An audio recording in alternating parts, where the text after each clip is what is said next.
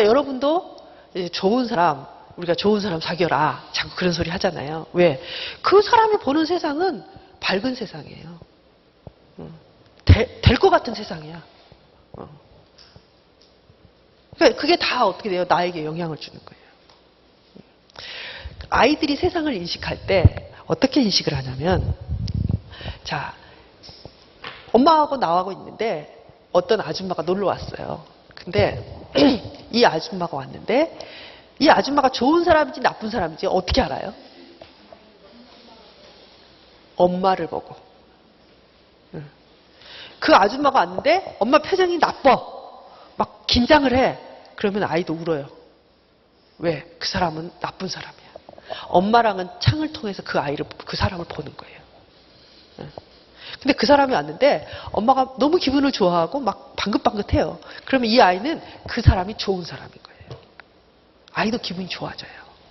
그러니까 이 창을 통해서 세상을 보고 이 창을 통해서 세상을 느끼는 거예요. 우리 이러죠.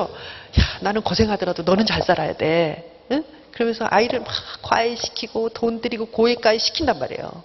근데 그 엄마의 얼굴은 어떠냐면 항상 찌들어 있어요. 왜? 그 고액 과외비를 대야 되니까 파출부도 해야지. 응? 돈도 못 쓰지. 오단벌도 못 입지. 자기 여유 없지. 그러니까 엄마는 막 찌들어 있어.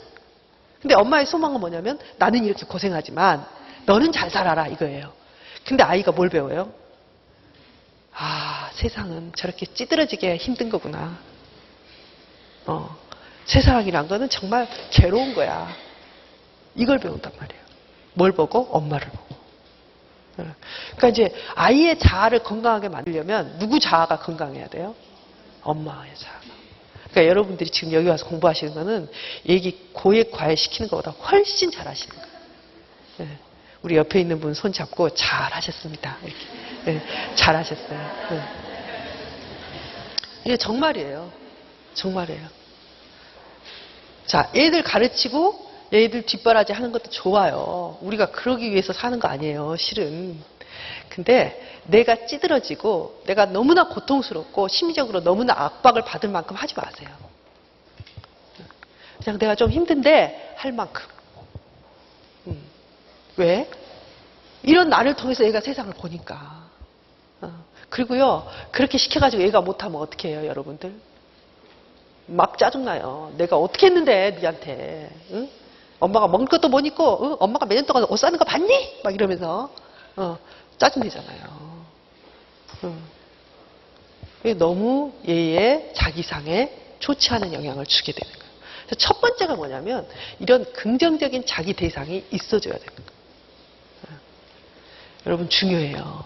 여러분 남편에게도 아내에게도 여러분 아쉬운 거 많죠. 사람이라는 게요. 정말 그러니까 좋은 거는요 안 보여요.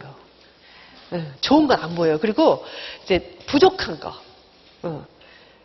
좀 이렇게 내 마음에 서운한 거는 막 부각이 돼요. 그래서 이제 이야기를 하면 이래요.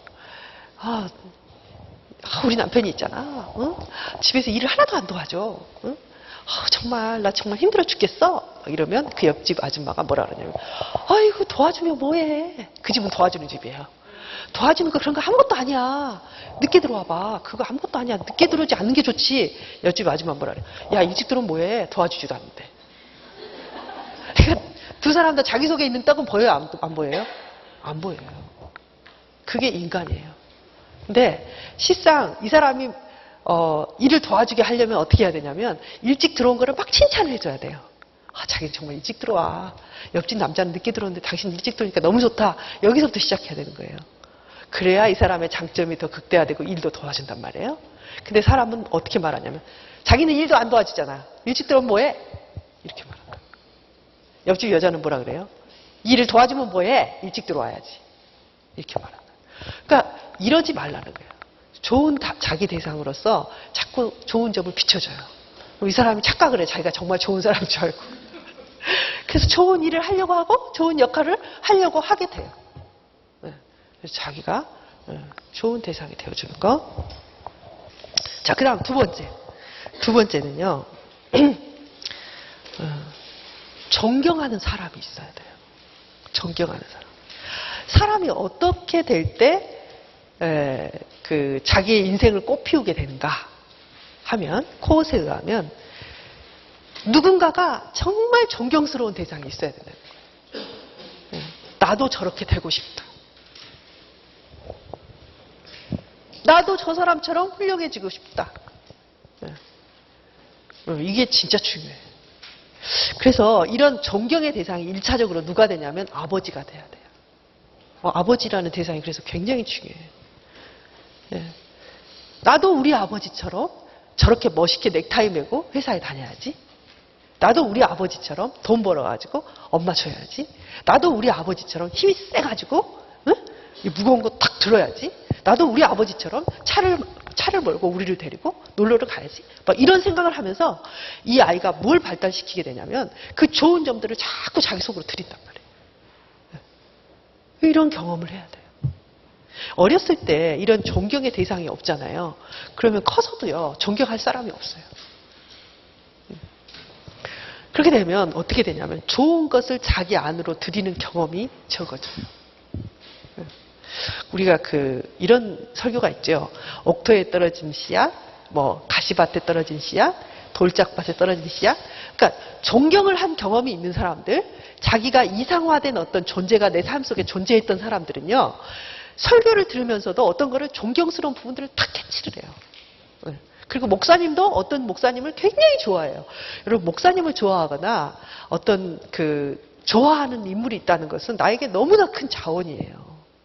근데 어떤 사람 보면 세상에 좋은 사람이 없어. 큰 문제란 말이에요. 좋은 것을 안으로 들일 수가 없어요. 배울 수가 없어요.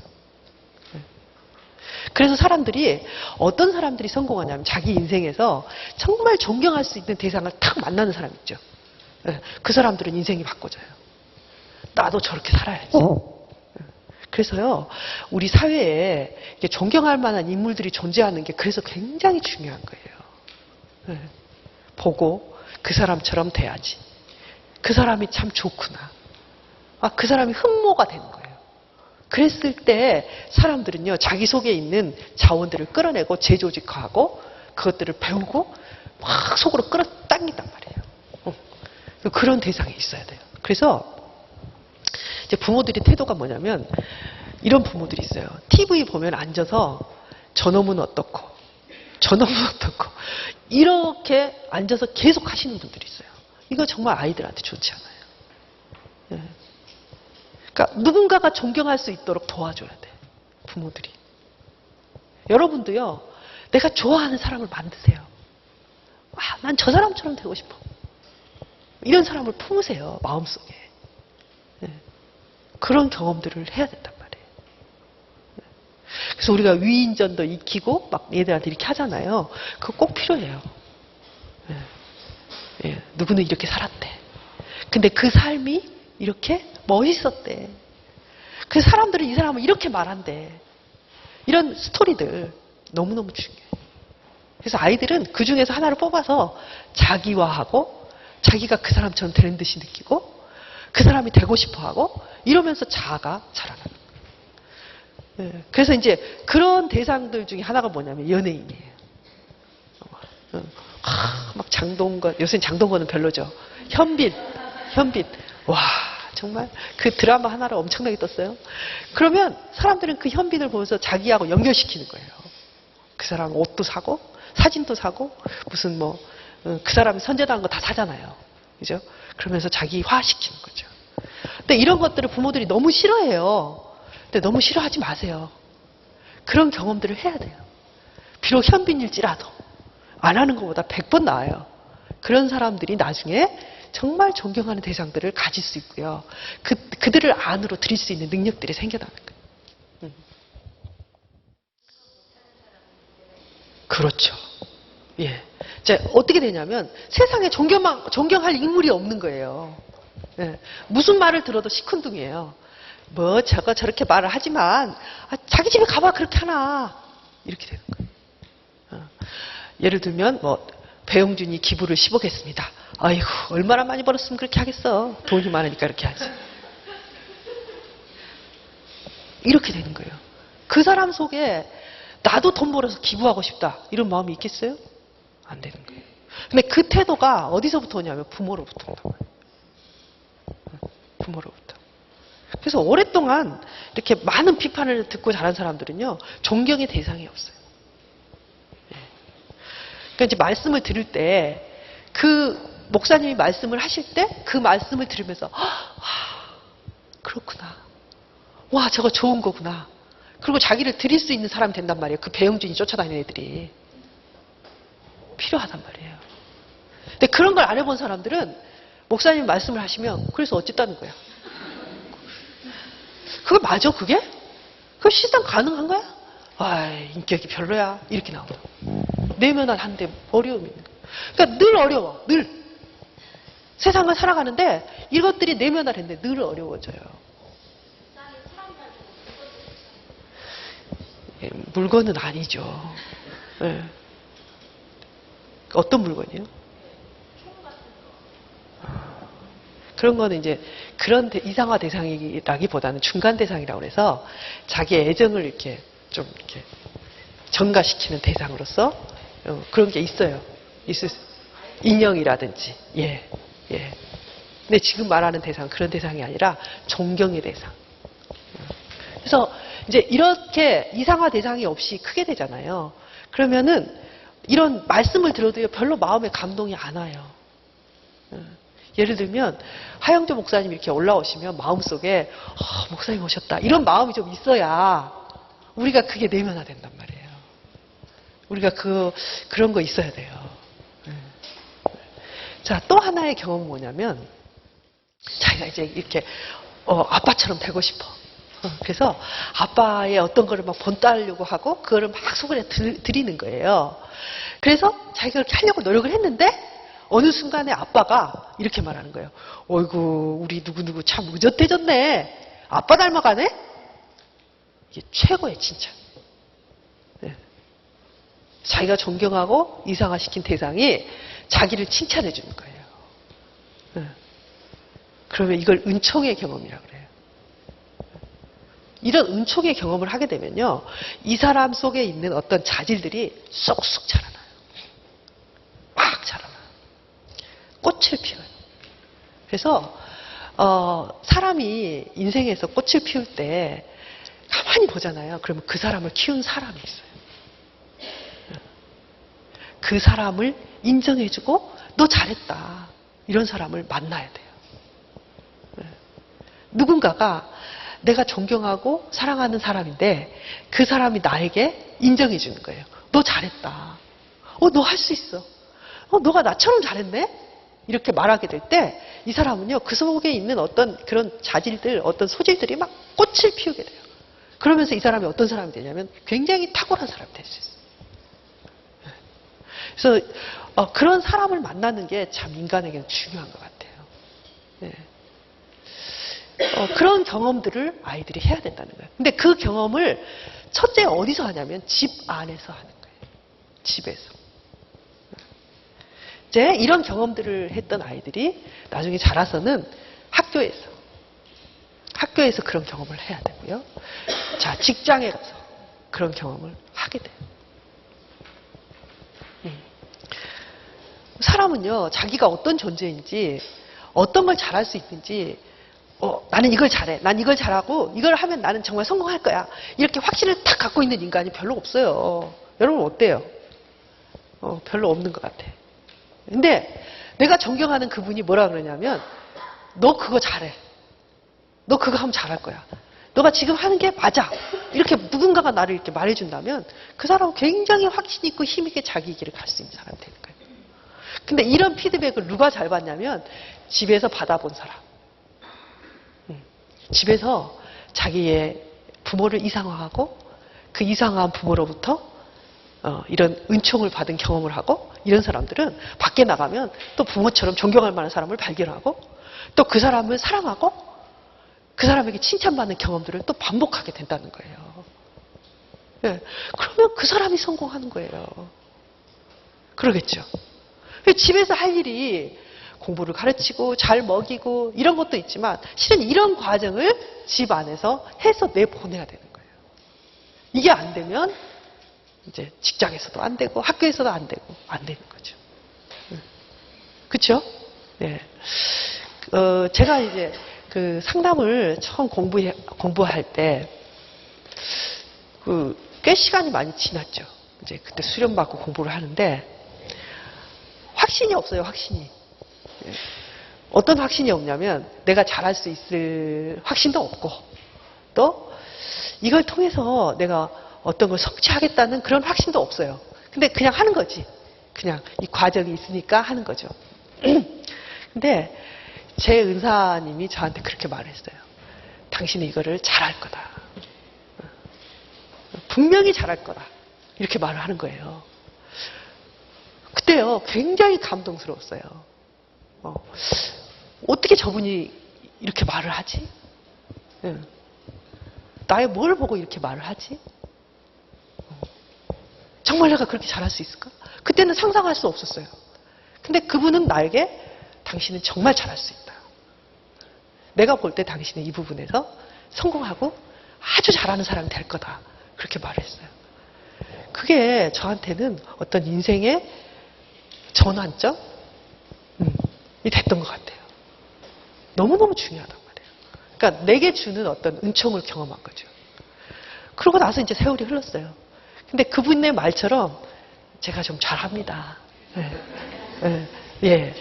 그런 분을 제가 만나지 않았더라면 제 안에 그런 것이 있다는 거 몰랐을 거예요. 잘할 수 있다는 거 잘 몰랐을 거예요. 근데 그분의 그 말이, 근데 또 그분이 제가 존경하는 분이에요. 그러니까 정말 이런 경험들, 내가 존경하고 사랑하는 사람으로부터 나에 대해서 칭찬 듣고 거기에 대해서 잘할 수 있다고 말을 듣는 그런 경험들이 나의 어떤 자질들을 꼽히는 굉장히 중요한 어떤 포인트가 된다는 거죠. 예.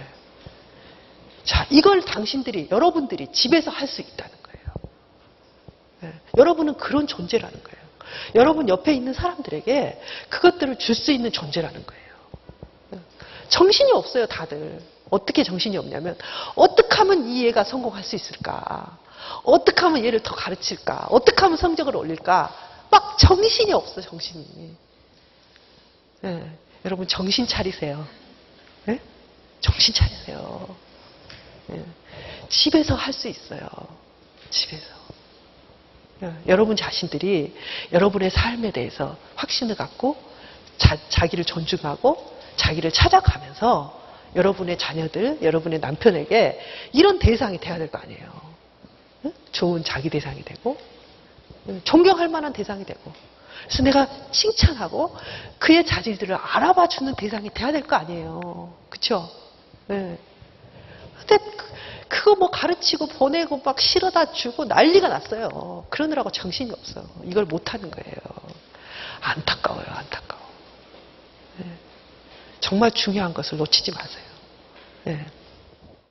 자, 그러면 실상 정신분석 프로이드의 이론에서는 기독교와의 어떤 접합점이 참 힘들었어요. 네. 근데 이 대상관계 이론이나 자기심리학 쪽으로 확장이 돼 나가면서 실은 기독교와 어떤 접촉점을 가질 수 있는 중요한 모티브를 주고 있어요. 왜냐하면 성경에서 말하기를 우리는 혼자가 아니래요. 그죠? 우리는 어떤 존재라고 말해요? 너희는 지체다. 너희가 한 사람 한 사람들이 다 모여서 연하여서 뭐가 된다? 하나의 건축물이 돼간다. 그러니까 무엇을 말하고 있냐면 성경에서는 인간 하나를 말하고 있지 않는단 말이에요. 이 관계 속에 있는 인간을 말하죠. 대상관계에서도 마찬가지예요. 아이를 생각해봐라. 혼자 있는 아이를 우리가 생각할 수 있느냐? 없다. 혼자 있는 아이는. 엄마 품에 있는 아이다. 그러니까 똑같죠. 많은 부분에서 비슷하죠. 그래서 환경과 대상과의 관계를 통해서 인간이 성숙해지고 자라나는 거 말하고 있단 말이에요. 또 인간이 어떻게 인간의 마음이 생겨나는가 하면 내면화되는 작업을 통해서 관계를 경험하고 그 관계를 내면화하고 그럼으로써 내 심리적인 이런 상태가 완성된다는 거죠. 자, 우리는 우리의 내면을 완성시켜 나가는데 여러분은 여러분의 내면이 누구를 닮기를 원해요? 그치, 예수님을 닮기를 원하죠. 그렇죠? 그래서 우리가 이런 찬성 있잖아요. 내 안에 사는 이 그리스도시니. 대상관계적으로 굉장히 맞는 거예요. 자, 예수 그리스도를 내가 성경을 통해서 내 삶을 통해서 경험하면서 내 안에 들이는 작업을 계속하는 것을 우리는 뭐라 그러냐면 성화다 이렇게 말을 해요. 그렇죠? 네. 그래서 우리의 내면 속에 내가 생각하고 내가 느끼는 관계들의 이 가장 좋은 대상으로 자리 잡는 예수님이 계신다면 우리의 삶이 굉장히 풍요로워지겠죠. 나를 비판하지 않겠죠. 나를 계속 막 이렇게 푸시하면서 힘들게 하지 않겠죠. 그렇죠? 네. 그런 것들을 통해서 우리가 믿음이라는 것들을 설명해낼 수 있는, 그리고 믿음의 길에 서 있는 우리들을 이렇게 잘 설명해낼 수 있는 이론이 뭐냐면 이 대상관계 이론이에요.